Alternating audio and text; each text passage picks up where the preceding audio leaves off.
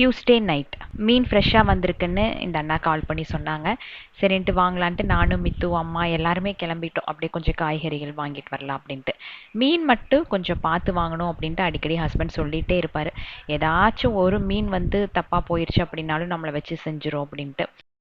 கொஞ்சம் இறால் அப்புறம் ஃபிஷ் ஃப்ரைக்காக சில மீன் மட்டும் வாங்கிட்டு அப்படியே காய்கறிகள் வாங்கிட்டு வீட்டுக்கு வந்தாச்சு.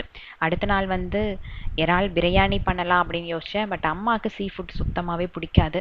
அதனால் வெறும் குஸ்கா மாதிரி பண்ணிவிட்டு இறால் மட்டும் கொஞ்சம் கீ ரோஸ்டாட்டாக பண்ணிட்டேன். ஸோ அன்னைக்கு லன்ச் மெனு இதுதான் நம்ம வீட்டில். லன்ச் முடிச்சுட்டு எப்பவும் போல் அந்த 10 நிமிஷம் டீப் ஸ்லீப் சொல்லுவேன் இல்லையா, அப்படி ஒரு தூக்கத்தை போட்டுட்டு மித்து கூப்பிட்றதுக்கு கிளம்பிட்டேன். ஒரு சில கமெண்ட்ஸ் வந்து படித்தேன், வீடியோ வந்து எல்லோயிஷாக இருக்குது அப்படின்ட்டு.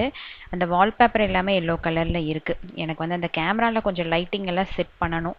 அதெல்லாம் சேஞ்ச் பண்ணிட்டேன் அப்படின்னா எப்பவும் போல் இருக்கும்னு நினைக்கிறேன். பார்ப்போம்.